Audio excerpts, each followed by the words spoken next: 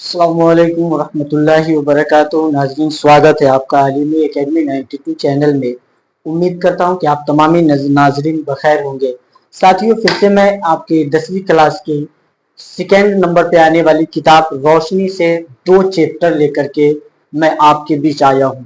साथियों, मैं आपको बता दूं कि ये दोनों चैप्टर बहुत शॉर्ट है, बहुत छोटे छोटे चैप्टर है, इसलिए मैंने 2 चैप्टर को एक साथ एक ही वीडियो में समेटने की कोशिश की है।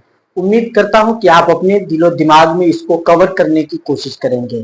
बात ज्यादा लंबी चौड़ी नहीं है और कहानी भी ज्यादा पेचीदी कहानी नहीं है। बिल्कुल आसान इलाकाई और देहाती जबान की, देहाती कल्चर की, देहाती समाज में, देहाती समाज में जो रहने वाले लोग हैं उनके बीच की छोटी सी कहानी है जो आपके बीच में लेकर के आए हूं। दोनों कहानी बहुत ही इंटरेस्ट है, दोनों इंटरेस्टफुल है।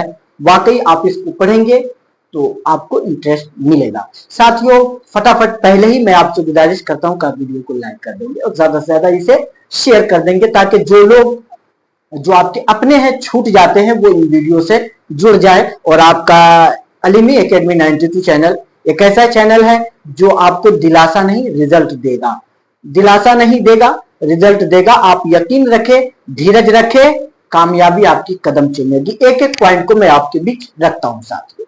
आइए बिना किसी इंतजार के इस चैप्टर पे, दूसरे नंबर पे जो आपका चैप्टर है, चैप्टर का नाम है सेकेंड हैंड। दूसरे चैप्टर का नाम सेकेंड हैंड। ये एक कहानी है और ये कहानी है मलयालम जबान की। ये कहानी मलयालम जबान की एक कहानी है जिसके राइटर कौन है, मलयालम जबान में ये कहानी लिखी गई थी। इस कहानी को लिखा था विक्रम मोहम्मद बशीर ने। हाँ साथियों, नोट करें, इस कहानी के सेकेंड हैंड जो मलयालम जबान की कहानी थी उसको लिखा किसने था, मुसन्निफ इसका कौन है, विक्रम मोहम्मद बशीर। और इस मलयालम जबान की कहानी को उर्दू में ट्रांसलेट करके ले करके आई कौन, बहुत ही मशहूर अफसाना निगार जीलानी बानो। जीलानी बानो ये भी अपने वक्त की बहुत बड़ी अफसाना निगार है और ये भी बहुत बड़े मलयालम जबान की अफसाना निगार है। ये उर्दू जबान की अफसाना निगार है। इन्होंने मलयालम जबान को उर्दू में ट्रांसलेट करके ये कहानी सेकेंड हैंड के नाम से हमारे बीच ला करके रखा। साथियों, शुरुआत में ही देख ले, इस सेकेंड हैंड कहानी का जो मरकजी किरदार है, मेन कैरेक्टर है, इसको आप कह ले मेन जो कैरेक्टर है, जो मेन कैरेक्टर है उसका नाम है गोपीनाथ। गोपीनाथ मामूली शख्स है, मामूली आदमी है गोपीनाथ। और इस सेकेंड हैंड कहानी में 2 लोगों की कहानी है, 2 किरदार हैं। एक का नाम गोपीनाथ जो मेन किरदार है, दूसरा शारदा। एक लड़की है शारदा और ये गोपीनाथ। गोपीनाथ मामूली एक अखबार का, एक न्यूज़पेपर का मुदीर है। अखबार का मुदीर कहिए या फिर एडिटर कहिए या फिर मैनेजर कहिए।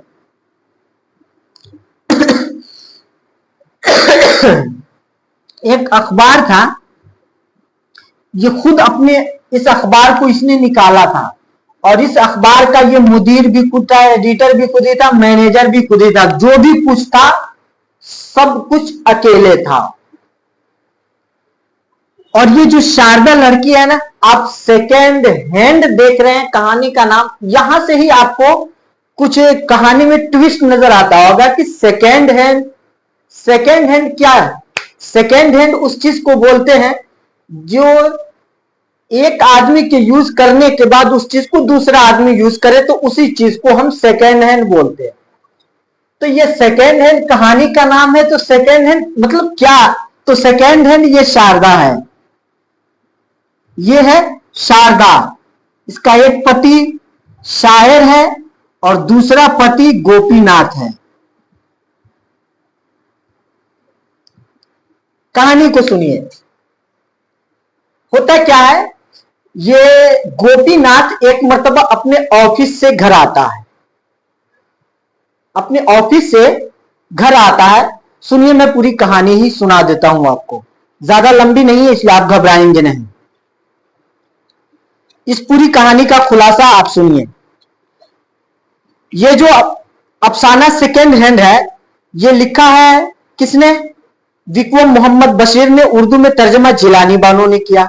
इस अफसाना में क्या किया गया है, निस्वानी मसाइल को, औरतों के मसाइल को पेश किया गया है कि जिस समाज में औरतों को खिलौना समझा जाता है, जिस समाज में औरत को खिलौना समझकर जब तक मन हुआ उसे खेला जाए और उसके बाद खेल करके उसे फेंक दिया जाए, ये उसी समाज के कहानी को, रवैये को बताता है, जिसके तहत हिंदुस्तानी समाज में औरत को एक खिलौना समझ लिया गया है, यानी खिलौने से खेल लिया फिर उसे फेंक दिया।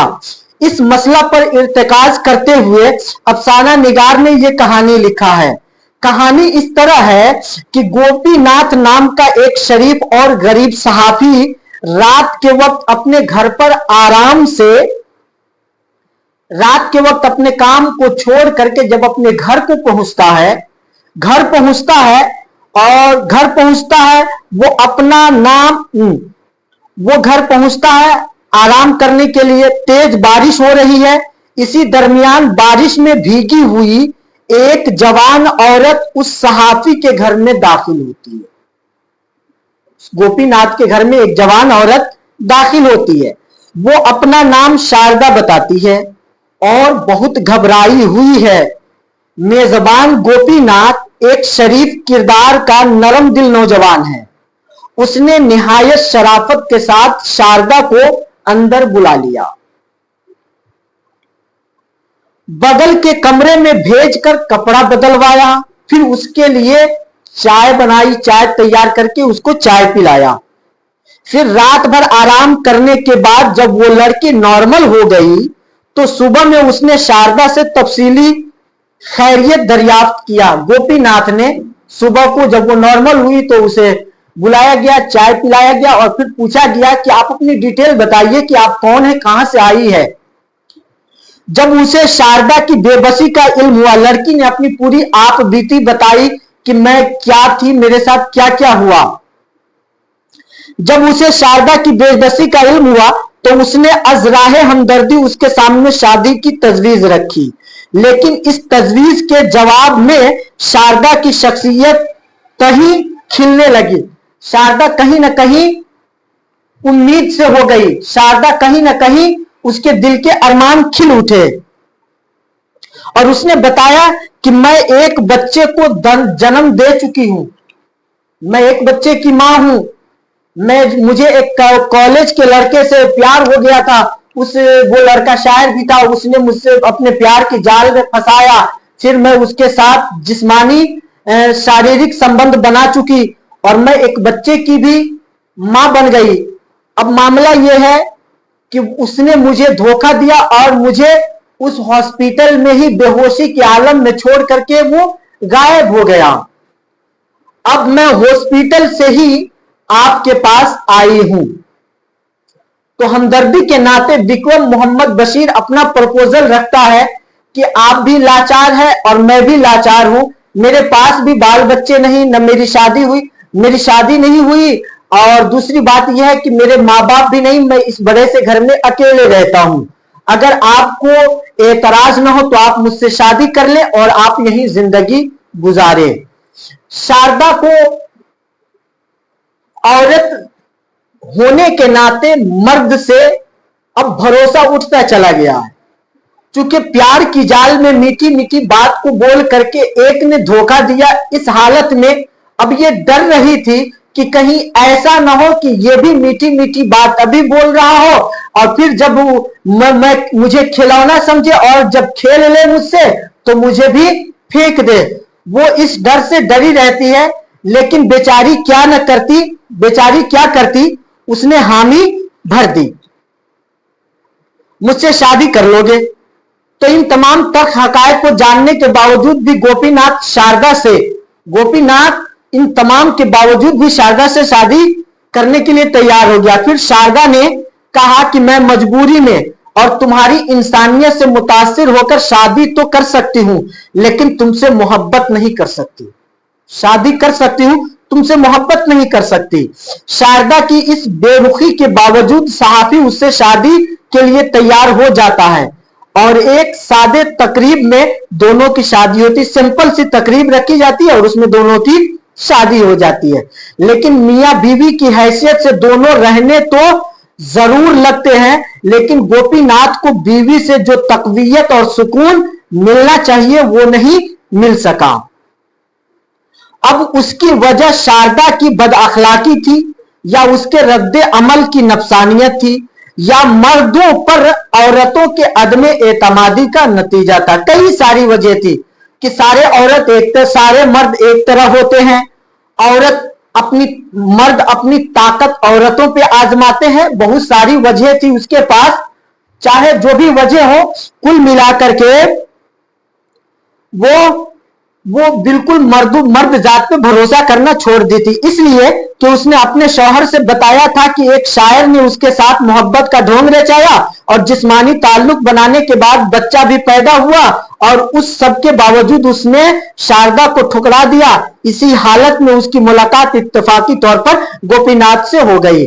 शादी होने के बावजूद शारदा गोपीनाथ से वो मोहब्बत नहीं कर सकी जो एक बीवी को शौहर से करना चाहिए। इसी दौरान गोपीनाथ एक मुशायरा में जाता है, जहां उसकी मुलाकात उस शायर से हो जाती है जिसने शारदा के साथ धोखा किया था। इत्तेफाक से वही शायर मुशायरे की सदारत कर रहा होता, अध्यक्ष होता है। उसका तस्करा गोपीनाथ ने शारदा से भी किया। शायद यही वो हालत थे जिसके नतीजा में शारदा रद्दे अमल की नफ्सियात में जी रही थी, और बजाहिर तो मियां बीवी की हैसियत से रहती थी, लेकिन हकीकत में वो अपनी जिंदगी से मुतमईन नहीं थी। यहां तक कि वो शौहर के साथ भी अक्सर बदसलूकी करती, गोपी के साथ बदसलूकी करती रहती थी। कभी कभी खाना तक नहीं बनाती थी और यही कहती थी कि तुमने मुझसे शादी क्यों की। लेकिन गोपीनाथ अपनी बीवी के तमाम बदसलूकी को निहायत शराफत के साथ बर्दाश्त कर लेता था। साथियों, तो ये सेकेंड हैंड कहानी जो मलयालम जबान की कहानी थी, जिसको उर्दू जबान में ट्रांसफर जिलानी बानो ने करके हमारे बीच रख दिया। गोपीनाथ हमदर्दी के नाते एक लड़की की मदद करना चाहती है, लेकिन लड़की का एतमाद मर्द जातों से हट चुका है। मर्द जात से उसका एतमाद भरोसा खत्म हो चुका है, जिसकी वजह से उनके बीच में ये नाइत्तेफाकी रहती थी। इस तरह करके ये हमारी कहानी खत्म होती है। तो आप सोच सकते हैं कि इस कहानी में क्या लड़की, उस औरत शारदा का गोपीनाथ के साथ करना, ये जो सुलूक है, क्या ऐसा करना इसका सही था जो बदसलूकी इसके साथ कर रही थी। दूसरी तरफ आप ये भी बताएंगे कि जिस शायर ने इस औरत के साथ बेएतमादी किया है, बेवफाई किया है, उसका करना सही था या गलत है, आप कमेंट बॉक्स में जरूर हमें बताएं। साथियों, तो ये कहानी यहीं पे खत्म हुई। अब आइए दूसरी कहानी वात्रक के किनारे। आप इसको वातरुक के किनारे भी पढ़ सकते हैं, वात्रक के किनारे भी पढ़ सकते हैं। कुछ लोग वात्रक पढ़ते हैं, कुछ लोग वातरुक पढ़ते हैं। मुझे इससे लेना नहीं है, लेकिन वातरुक ज्यादा बेटर लगता है। और ये वातरुक के किनारे, ये एक गुजराती कहानी है। ये एक गुजराती कहानी है। ये कहानी गुजराती समाज के पस मंजर में लिखी गई है। मामला यह है कि गुजरात में एक नदी है, उस नदी के किनारे में कुछ गरीब लोग रहते हैं, कुछ गरीब तबके के, कमजोर तबके के लोग रहते हैं।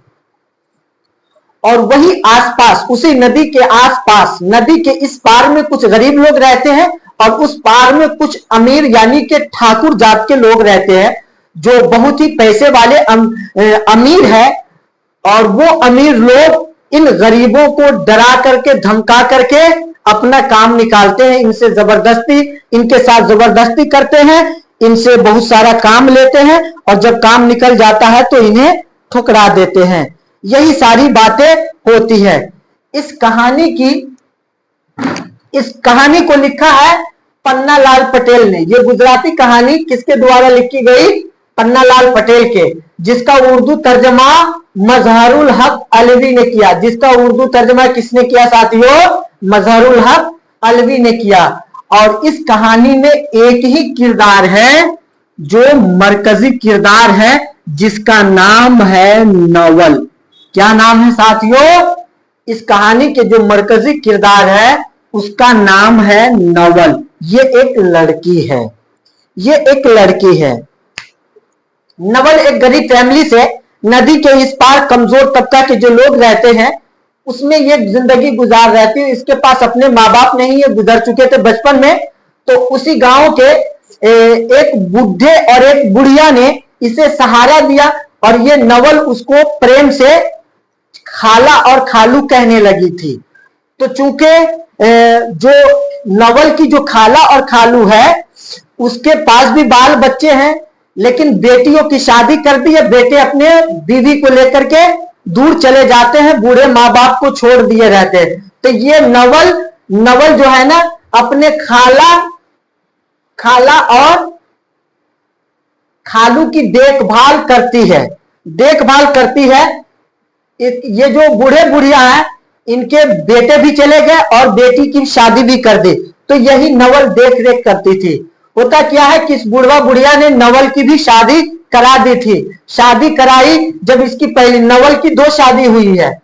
नवल की 2 शादी हुई है। पहली शादी हुई तो घर जमाई बना करके किसको रखा गया?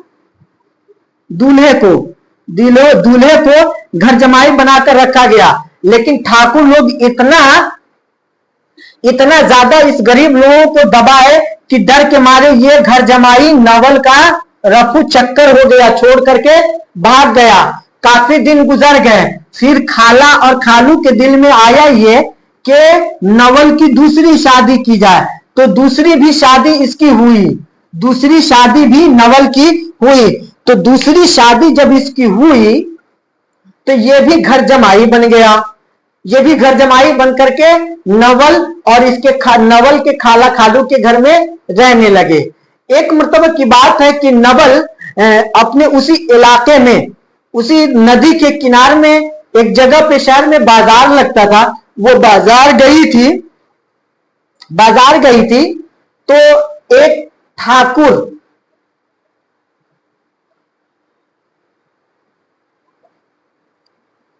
ठाकुर ने नवल को क्या किया? भरी बाजार में छेड़ दिया।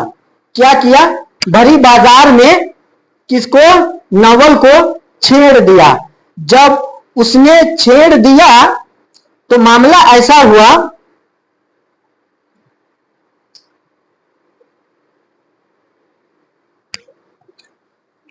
ये जब छेड़ दिया तो नवल घर पे आई, अपने खाला को और खालू को बताई। तो इसका जो दूसरा पति यानी घर जमाई था, इसने सुना और अपने घर से कुल्हाड़ी निकाली या तलवार निकाली और डायरेक्ट ठाकुर के घर चले गए। ठाकुर के घर गया और उसके घर में घुस करके ठाकुर की हत्या कर दी और हत्या कर करके जान से मार दिया। उसके बाद घर आया और बताया कि तेरे साथ जो बाजार में बदसलूकी किया था मैंने उसे मौत के घाट उतार दिया है।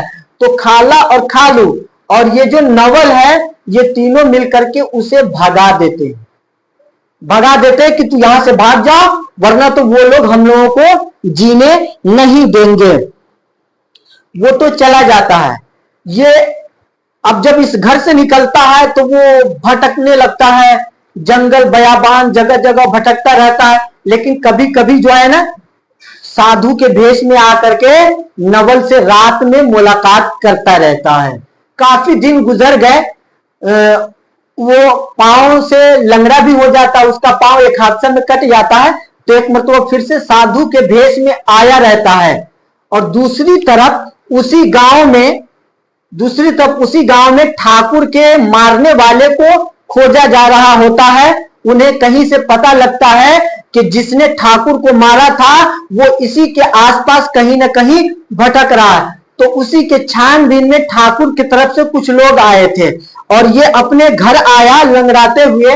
अपनी बीवी से अपना परिचय भी दिया और बताया भी, लेकिन नवेल अपनी इस दूसरे पति को, जो साधु के भेष में आया था लंगड़ाते हुए, तो ये अपने दूसरे पति को पहचान नहीं पाया।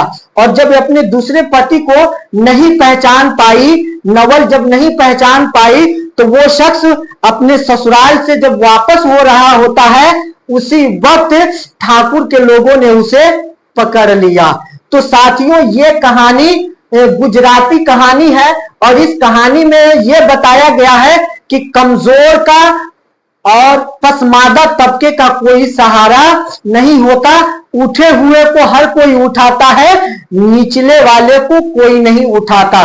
तो इस कहानी में उस लाचार लोगों की कहानी बताई गई है कि जो जब जिसको मन में आता है परेशान करके चला जाता है, दबा करके चला जाता है। साथियों, तो ये दोनों कहानी आपने सुना, आपको कैसा लगा कमेंट बॉक्स में बताएं, और अगर आपको अच्छा लगे तो वीडियो को लाइक कर दें और ज्यादा से ज्यादा इसे शेयर कर दें। और जो लोग इस चैनल पे नए हैं वो इस चैनल को ज्यादा से ज्यादा सपोर्ट करते हुए सब्सक्राइब कर दे और बेल आइकन को भी दबा दे, ताकि इस चैनल पे अपलोड होने वाली वीडियो की नोटिफिकेशन सबसे पहले आप तक पहुंचे।